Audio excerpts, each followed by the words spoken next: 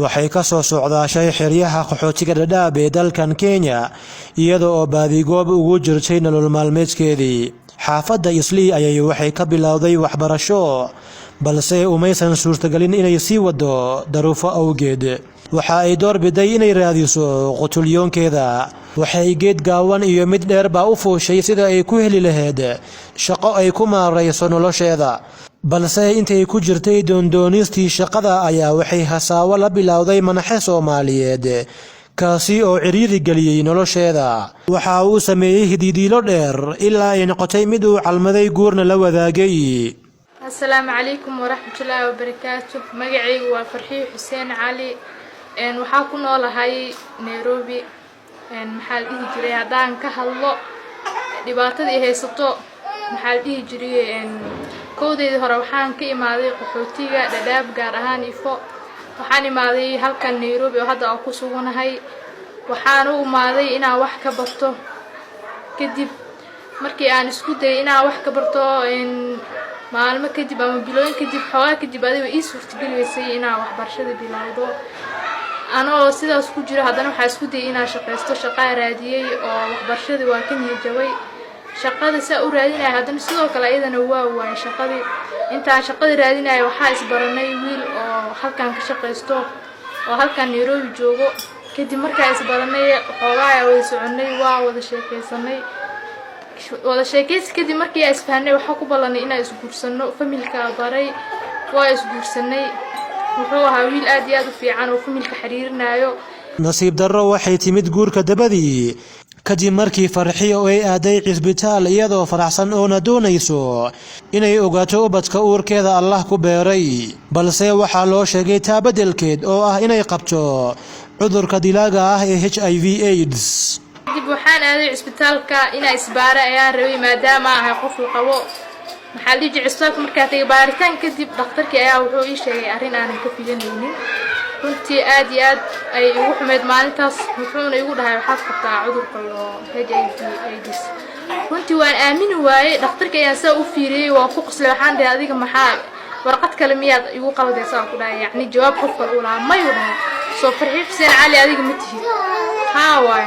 kadib waxaan isku dayay inaan dhakhtar kale aado si aan u soo ogaado arrintan inay beentay inay run tahay. dhakhtarkii kale ayaan tagay waa iska baaray. wuxuu dhahay haa waa run. aad ayaa u naxay haddana niyadeeda waxaa ka dhaadhicay tan inay been tahay. haddana dhakhtar kale ayaa tagay. dhakhtar oo wuxuu ahaa nin oo isnaqaano yacni aqoons ahaan ugu tagay si aan u aamino. kadib dhakhtarkii markaan tagay wuxuu ii sheegay arrintan inay sax tahay. runtii aad iyo aad ayaa u naxay. hal saac camal ayaa meesha fadhiyay markuu arrinkaas ii sheegay dhakhtarka.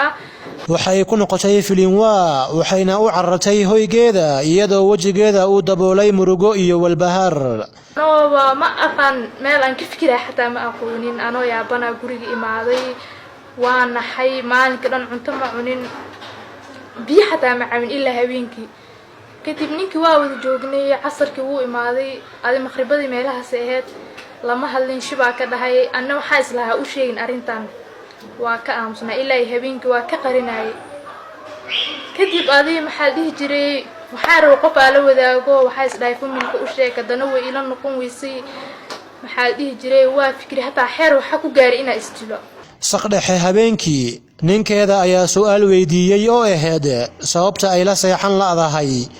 waxay garan waysay waxa ay ugu jawaabto. afkii ayaa jubuqda gabay. habeenkii dhan saa u fikiraa ilaa habeenkii dhan hurdo iga soo dhiciyay 7 saac markay ahayd. museyga waa wada joognay wiilkii. kadib wuu soo kacay wuu yaa wuxuu dhahay maxaa u seexan laaday cawada bas markaas waxaa dhahay waa ka aamusaday.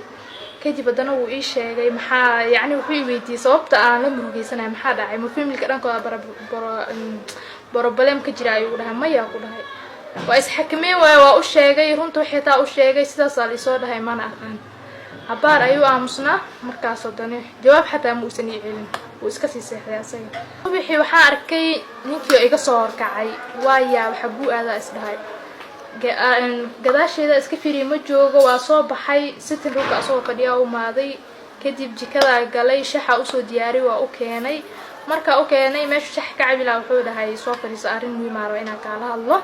maxaa la dhihi jiray igana raal noqo arrintan waa arrin aad iyo aad weyn maxaa waaya dhacay. waxaa islahaa waan ku furaa inuu dhaho ka sugaa maadaama arrintaas u sheegay furinaaba ka sugaaya markaas wuxuu igu dhahay arrintan maanta adigu ku haysto sababteeda aniga lahaa mana islahayn adiga ayuu kugu dhacayaa waa ogaa intaan ku guursan ka horay ayaa u qabay maxaa dhihi jiray ay midis ugu bas aniga waa qosl ma ka saxaande anima igu ciyaarsinaysaa misaniyada ay gudisaysaa maya run aan ka hadlaya wuu ii dhaartay aniga marka adduunka ila wareegto waxa sameeyaa aqooni waayay ana waxa is arkay asaga ku booday oo kalarkiisa qabtay hadana dharbaxsho ugu doomariyay markii aan dharbaxshada ku dhuftay hal mar ayuu iska qabtay oo ii daba tuuray soo darbiga madax ku diray waana suuxay saacadooyin kadib ayaan soo kacay anoo miir dawalsan markaa soo kacay wax ila jooga oo malaakiliga ayaan marka ay sheekadaas halkaas marayso ayaan istaagay anigoo u dul qaadan la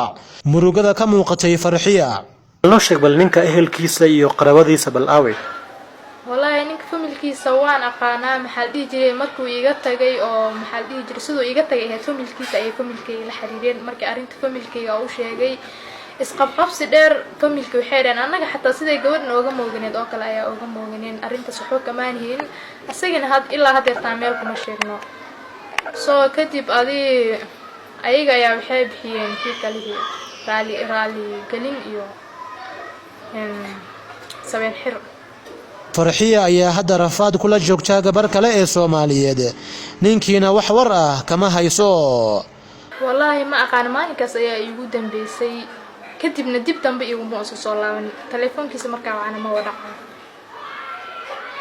familkaada hooyada iyo aabaha u mashmuul sheegtay waan u sheegay waa la wadaagay ayaga runtii aad iyo aad ay u naxeen kadib de waxay sameeyaan ilaa hadda ayaga ma aqaanaan anigana halkayga ayaan iska sii joogaa waxaan ku sugnaa wallahi walwal iyo walbahaar maxaa la dhihi jiray fikir aad u badan stress inkastoo hadda wax tagay aysan tiigsimaad lahayn dhibaatada igu dhacdanaasa waxba laga qaban karin hadda waxaa la joogaa gabar aan qaraabanahay oo Nairobi degan ayada ayaa gurigeeda igu hayso ayada la joogaa عبد الرحمن خليف RTN نيروبي